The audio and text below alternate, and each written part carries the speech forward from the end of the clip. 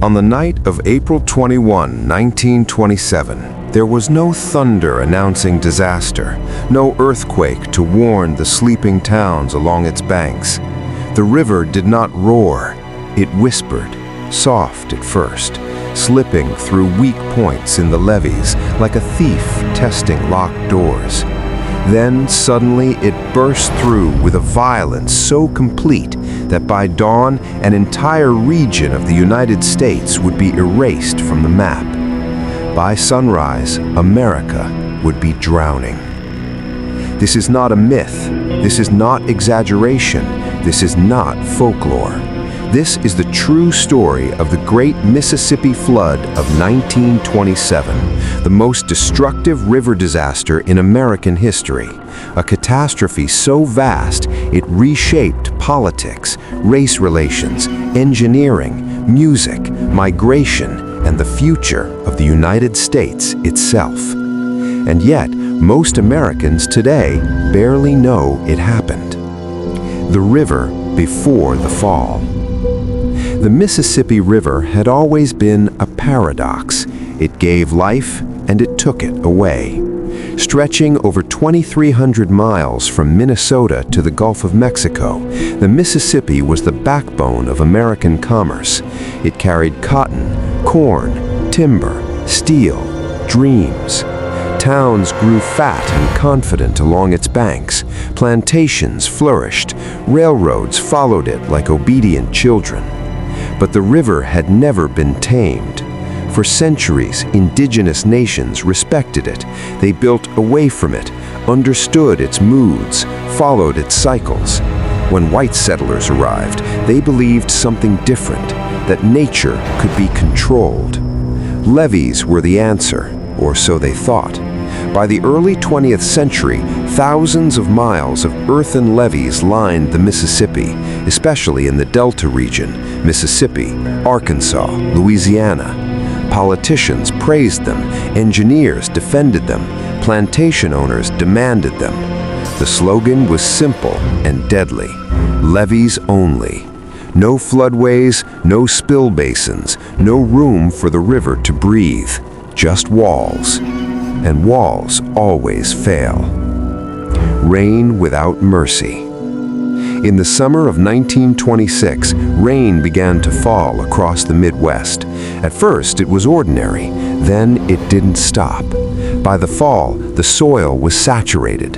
Rivers feeding the Mississippi, Ohio, Arkansas, Yazoo swelled beyond normal limits. Winter came, but the rain continued. Snow melted early. Spring arrived with storms stacked on storms.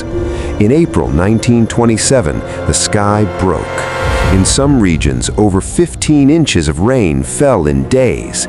The Ohio River surged to record levels, pouring relentlessly into the Mississippi. Water pressed against the levees like a living thing, testing, weakening, waiting. Local officials reassured citizens the levees would hold. They were wrong. The break at Mound's Landing. At Mound's Landing, Mississippi, the levee had been under stress for weeks. Sand boils appeared, small eruptions of water bubbling up from beneath the earth, a sign of imminent failure. Black laborers, many of them sharecroppers, were forced at gunpoint to stack sandbags day and night. They worked waist-deep in cold water, under armed guards, unpaid, exhausted. The levee groaned. At 1 a.m., it failed. The break was nearly half a mile wide. A wall of water, moving faster than a running man, exploded into the delta. Entire towns vanished in minutes. Homes were lifted off foundations and smashed to pieces. Trains were derailed like toys. Livestock drowned where they stood. People climbed trees, rooftops, anything higher than the rising death. The Mississippi River did not flood. It conquered. A nation underwater. By May 1927, 27,000 square miles were submerged. 700,000 people were displaced. Over 200 people officially died. The real number was likely far higher. 1 million African Americans were left homeless. Damage exceeded $400 million, over $6 billion today. In some areas, water covered the land for months. The delta became an inland sea. Boats floated over rooftops, telephone poles disappeared beneath the surface, crops rotted, snakes and corpses drifted together. And the worst was yet to come. The refugee camps. Survivors were herded into refugee camps on high ground, often levee tops. These camps were segregated. White refugees received tents, food, medical care. Black refugees received forced labor. Armed guards prevented them from leaving. Many were beaten, some were shot. They were made to work rebuilding levees while their families starved. The Red Cross knew. The federal government knew. America looked away.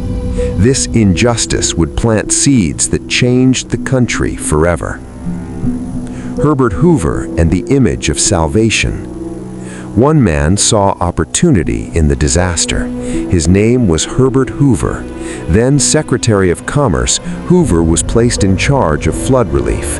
He orchestrated logistics, coordinated donations, managed press coverage with precision. Photographs showed him comforting refugees. Newspapers praised him as a hero. What they didn't show were the abuses in the camps, the lies told to black leaders, the promises broken. Hoover's reputation soared. 2 years later, he would become President of the United States. The flood built his path to power. The Exodus begins. When the water finally receded, the land was ruined. Fields were coated in toxic silt. Homes were gone. Jobs vanished.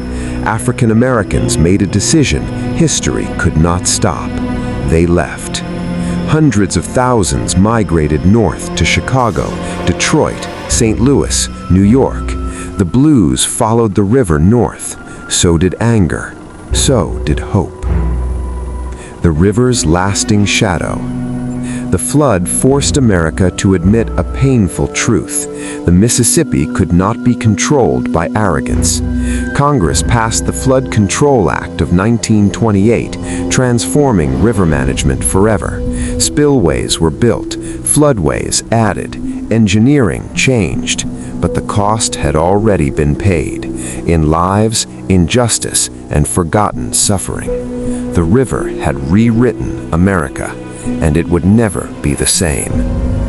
This was only the beginning. The flood's consequences reached into the Great Depression, civil rights, federal power, modern disaster response, and the soul of the nation. The Mississippi River did not retreat like an enemy driven back. It lingered. Weeks after the levees failed, the water still covered the delta like a vast, silent judgment. What had once been roads were now channels. What had once been farms were lakes reflecting a cruel blue sky. The stench of rot hung in the air.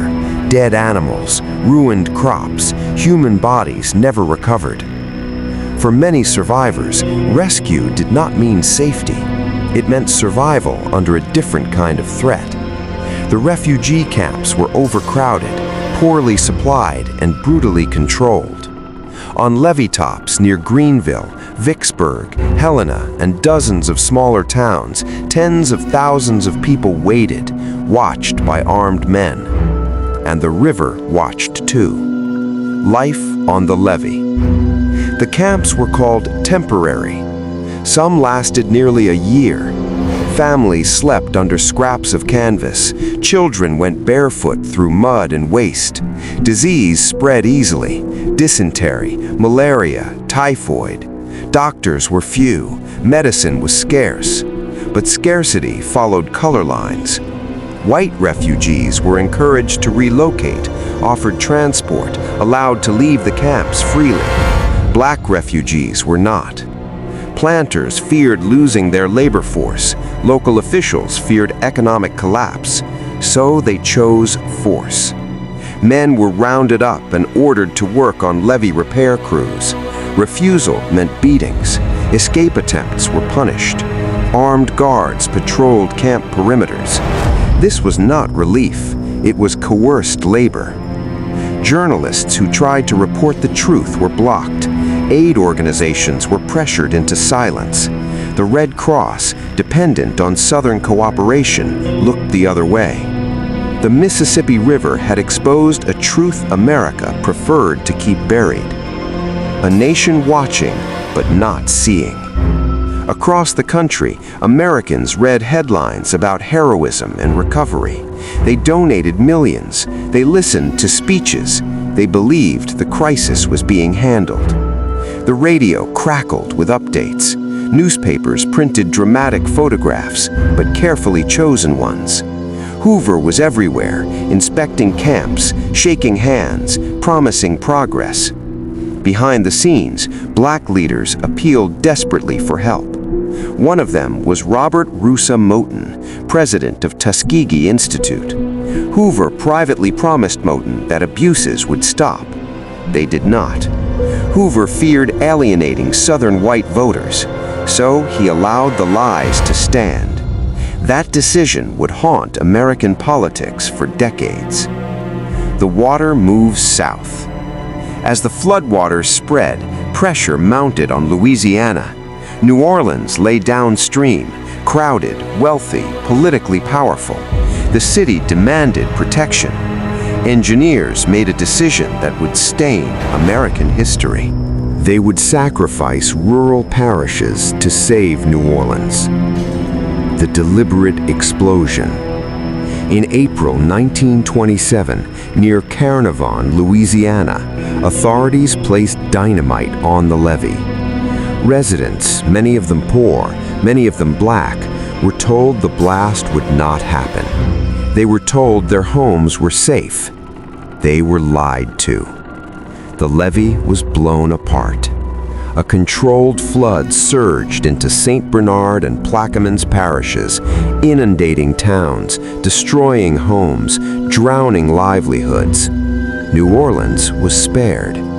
The rural communities were erased. Afterward, officials denied responsibility. Compensation was promised. It rarely came. Trust in government shattered. Music from the mud. Out of the devastation came sound. The blues, already heavy with sorrow, grew darker, deeper. Songs spoke of rising water, broken homes, lost love, wandering north. One musician captured it forever. Bessie Smith recorded Backwater Blues. When it rains 5 days and the skies turn dark as night, then trouble's taken place in the lowlands at night. The song was not metaphor, it was testimony. Music became history's memory when official records failed. The Great Migration accelerated.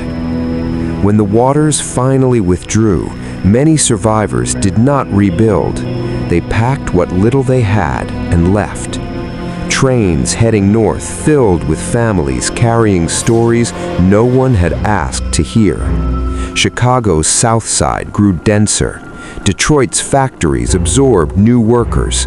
Harlem expanded. The flood became a silent engine of demographic change. Northern cities changed. Southern plantations weakened. America shifted, slowly, permanently. Engineering a new river. The federal government could no longer pretend.